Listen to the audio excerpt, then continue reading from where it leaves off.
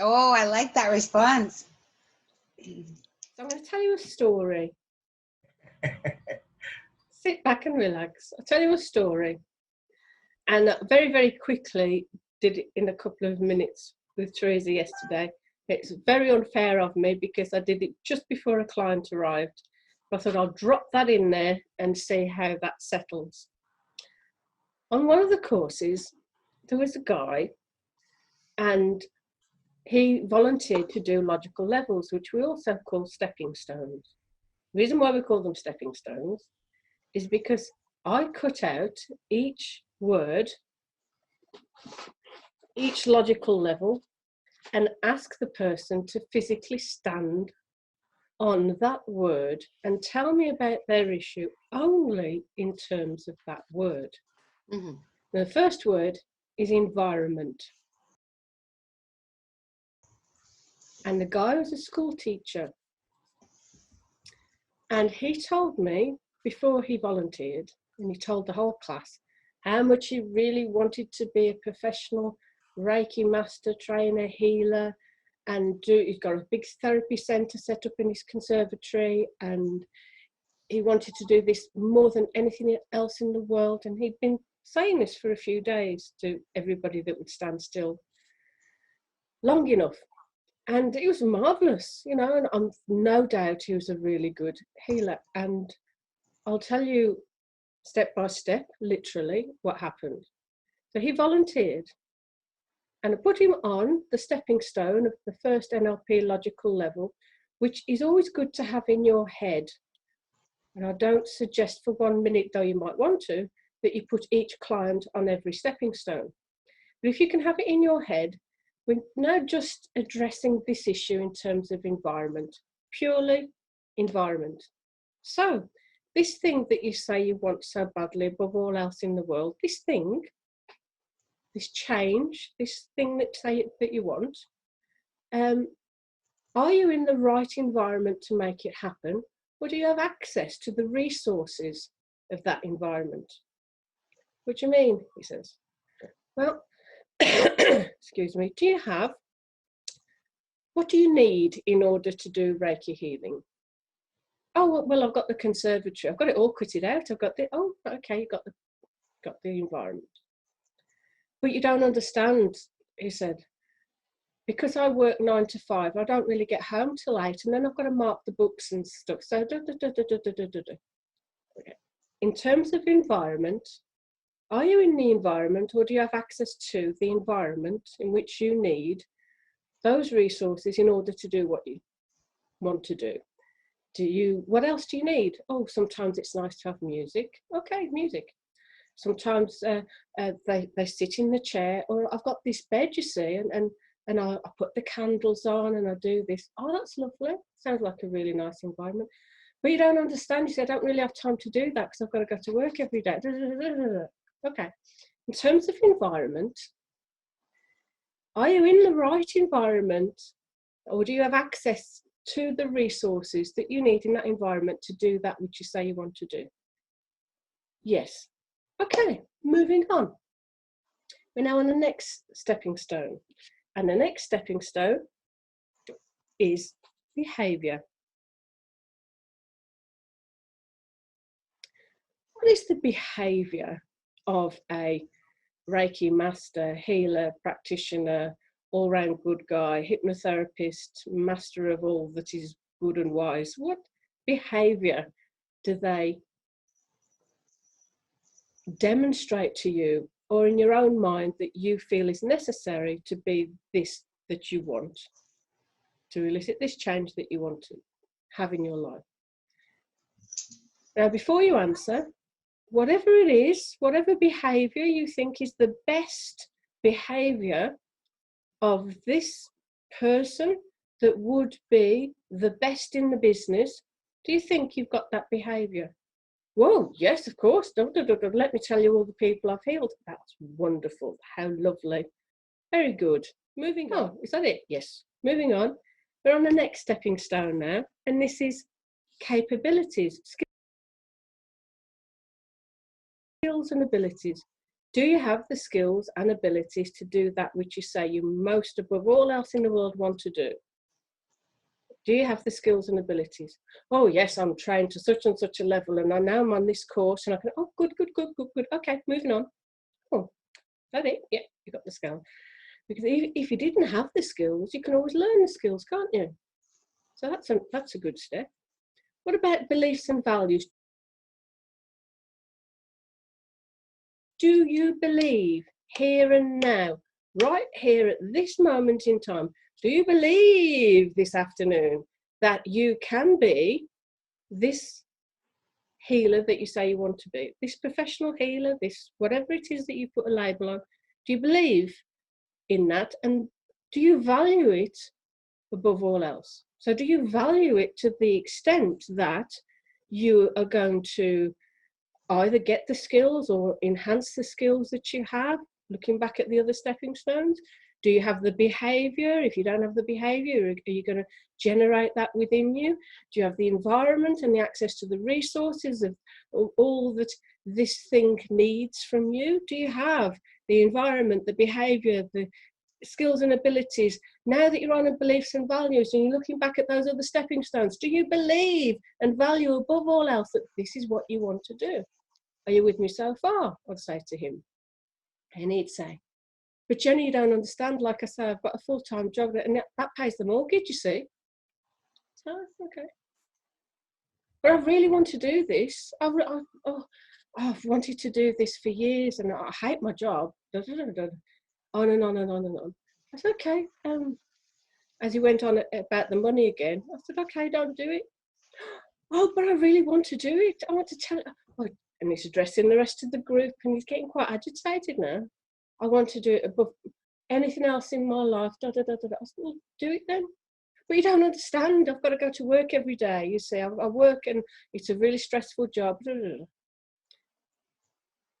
you believe at this moment in time that you value this thing enough to have the skills and abilities and enhance those skills and abilities if necessary to, and you're on this course learning this thing, she's wonderful, and you have the behavior of the person that will be a competent hypnotherapist, Reiki master healer, and you've got access to the resources, you've set up your place, your space in order to do this. So do you believe and value above all else that this is what you're going to do? Well, I want to do it. Yes, okay. Do you believe and do you value it enough to have the behavior and the capabilities? But you don't understand, I've got to go to work every day. Okay. Well, go to work every day then. And I can't do it when I get back because I'm exhausted. Okay.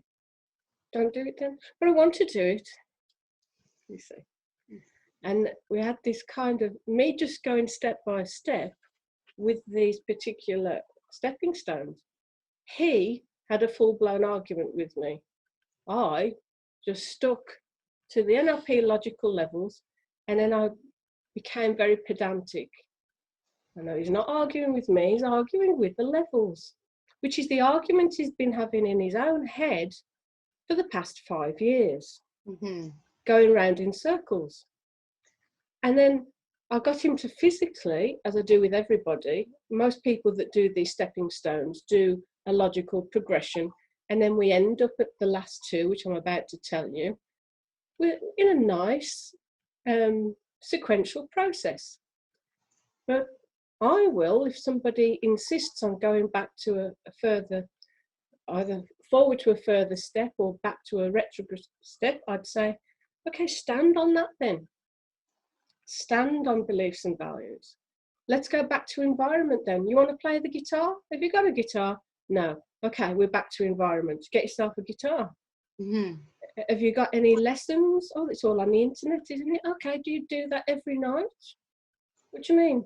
Would you behave in a way, you say you want to be this great guitarist, do you behave in a way a great guitarist would behave? What do you think they do? Oh, they must practice all the hours God sends. Okay, do you practice all the hours God sends? Well, no. Do you practice once a week? Well, no. You haven't got a guitar. Back to environment. Okay, environment, behaviour, with the behavior comes the skills and abilities, doesn't it? You get yourself a guitar, you behave every day or once a week, you behave in a way that enables you to learn with the skills and abilities of the guitar. Now you've got the skills and abilities. Now, do you believe that you'll be a good guitarist? Do you value it enough to put the time to get the lessons, to behave in a way that you would have to do at least once a week in order to, on the guitar, the environment, practice, back to behavior? You see how it goes? Mm-hmm. So where the sticking point tends to be is when we get beyond beliefs and values after we've argued ourselves round and round for years. When we get to that point of beliefs and values, and then on to the next point, which is identity, we say, so at some point in the future, would you be comfortable introducing yourself? You know, when you go to, I'm not talking about a work event, but you go into a social event, you're with your partner or whoever, or you're on your own and somebody asks you, and what do you do? What's the first thing that you say? Do you say, oh, I'm a guitarist, or I'm a so-and-so and I play the guitar, I'm a guitarist? Do you say, I'm a Reiki master, I'm a hypnotherapist? Or do you say, oh, I'm a teacher? What is it that you say, even right now, you know? Do you say you're a teacher, but you're also a Reiki master? What do you say? What do you say? What do you say? What's your identity? What is your identity? Am I Jennie the guitarist? Am I Jennie the hypnotherapist? Am I Jennie the mother? Does that vary according to environment? Let's come back to environment. Who you're with, socially, professionally. Does the environment that you're in dictate your identity? Ooh, that's interesting, isn't it? So Yeah. you can walk up And and it's down. very true. It's absolutely true. Yeah. The I'm next- a hypnotherapist, a scientific mystic, or a psychic, depending on who I'm talking to. The biggie is, who are you to yourself? Which then takes us to the final stepping stone, which is purpose. Now, on many business NLP courses, they've asked me not to do purpose, but it goes into purpose, whether people like it or not. Because the formal way of doing it is, okay, you're on your deathbed. You realise you haven't done this thing. You haven't become the great guitarist you always wanted to be. And you look back and you think, well, I haven't even got a guitar, but I wanted to be a guitarist. You look back, is it your biggest regret in your whole life that you don't speak Japanese? You say you've wanted to learn Japanese for years. You've had a little go, you've done this, you've done it for a couple of weeks and then left it alone for 6 months, and then you've had a little dabble and come back again. So the behaviour hasn't really been there. So the skills and abilities haven't, you haven't gained in skills and abilities. So would you call yourself somebody who's proficient in Japanese, or linguist? Would you call yourself a bilinguist? What would you? Back to identity. So we scoot around on the. So back to the guy. So the guy's there. We've lost him for a moment. The guy's there, and he's having a full-blown argument with himself. These are some of the best courses ever, because I'll tell you now, he's one of the best practitioners I've ever met. And at that fork in the road, he could still be a school teacher. And I'm sure he's a very good school teacher, but it was killing him. Psychologically, he didn't want to do it. When he got to identity and purpose, he thought, oh, okay. Well, the wife's not going to like it. What do you mean? I realise I value this above all else. And the kids are grown up now. Okay. But I really need to keep the job. What I'm going to do, Jennie, I'm going to build up my client base. That's what I'm do. Whatever you want to do. It's nothing to do with me. I'm just taking you through the process. It's funny you say that, because I can remember the defining moment where I decided that what I was going to do was more important than my relationship. And that's when everything changed. when it was like, you either need to get on the bus or you need to get out of my life. Or you could do the Michael Beckwith thing and say, hey, I'm going on an adventure in paradise. And guess what? I'm taking you with me. It's interesting that for the most part, with the negatives and opinion, with the negative stuff we hold about ourselves, quite often we'll go straight to identity. Right. We really identify with this thing that we don't want to be. We're a frantic duster, a smoker, a fat person. We're you pick your label, you know. We identify that, but as I think Nick said a few days ago, nobody ever says, I have fat. They say, I am fat. Right. Nobody says, well, some people do, the ones that perhaps are hiding from something. I have a smoke occasionally, yeah. Well, 4 or 5 times a day I have a smoke. I am a smoker. Even saying I'm a non-smoker, you know, doesn't work. Not to the unconscious. Right. The unconscious doesn't recognise a negative. I have a smoking habit as opposed to I am a smoker.